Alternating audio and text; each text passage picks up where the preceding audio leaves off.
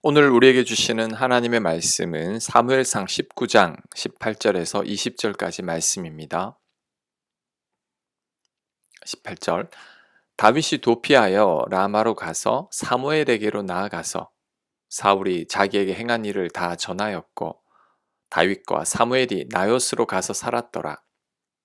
어떤 사람이 사울에게 전하여 이르되 다윗이 라마 나요스에 있더이다 하매 사울이 다윗을 잡으러 전령들을 보냈더니 아멘. 사울이 다윗을 죽이려고 하자 다윗은 아내 미갈에게로 도망을 갔었습니다. 아마도 아내가 아버지 사울이 다윗을 죽이려는 것을 말려줄 것으로 기대한 것 같습니다. 하지만 아내 미갈은 다윗을 보호해주지 못했습니다. 그래서 이번에는 사무엘에게로 도망을 갑니다. 사무엘은 다윗에게 기름을 부었던 선지자이고 사울도 사무엘은 두려워하고 있기 때문이죠. 그래서 사무엘이 다윗을 보호해 줄 것으로 생각한 것 같습니다. 하지만 사울은 사무엘에게도 부하들을 집요하게 세 차례나 보내고 여의치 않자 자신이 직접 다윗을 죽이러 왔습니다. 하지만 하나님께서 은혜를 베푸셔서 다윗이 잡히는 것은 막아줍니다. 하지만 사무엘도 다윗을 지켜주지 못했습니다. 결국 다윗은 사무엘로 떠나게 됩니다. 지금 하나님께서 다윗에게 요구하시는 게 뭘까요? 사람이 아닌 철저히 하나님만을 의지하기를 원하십니다. 도와줄 만한 사람, 믿을 만한 사람을 찾아다니는 것이 아니라 하나님만을 의지하기를 원하십니다. 그래서 다윗이 의지하려는 사무엘보다 더 큰 믿음의 사람이 되기를 원하십니다. 결국 다윗은 구약 성경에서 가장 이름이 많이 나오는 믿음의 거장이 되고 맙니다. 이런 다윗을 보면서 우리들의 모습을 반성해야 합니다. 우리들도 다윗처럼 사람 의지할 때가 많습니다. 나를 도와줄 것 같은 미갈과 같은 사람을 의지하죠.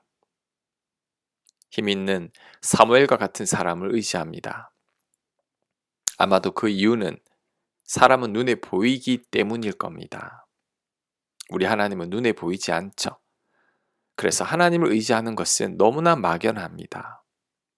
기도를 해도 당장의 응답도 없습니다.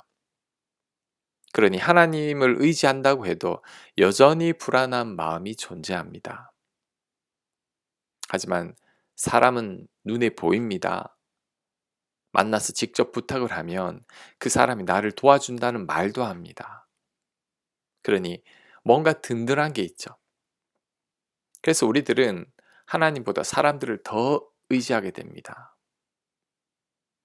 사람 의지하면 안 된다는 것을 잘 알면서도 사무엘과 같은 사람들을 하나님보다 더 의지합니다.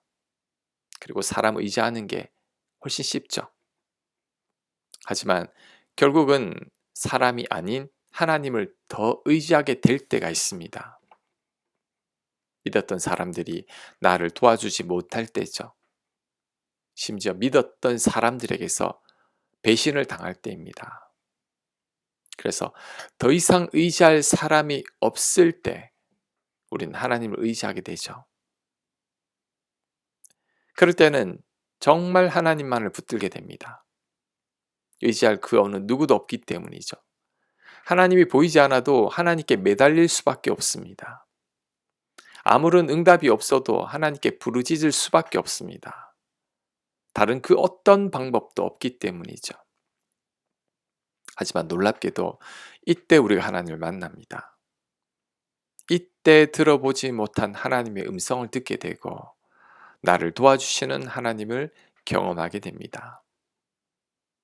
다윗도 이런 과정을 거치면서 오로지 하나님만을 의지하는 다윗이 되었습니다. 그러니 우리는 지금부터 하나님만을 의지하는 연습을 해야 합니다. 사람을 의지하지 말아야 합니다. 하나님이 보이지 않지만 그래도 하나님께 매달려야 합니다.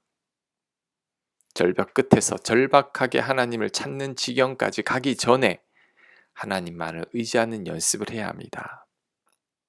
그럴 때 나를 도와주시는 하나님을 만나게 될 겁니다.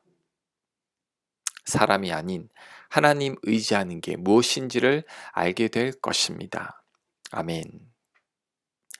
하나님만을 의지하는 저희가 되게 하여 주옵소서. 내가 믿고 있는 사람을 내려놓고 하나님만을 찾고 신뢰하는 저희가 되게 하여 주시옵소서. 예수님 이름으로 기도합니다. 아멘.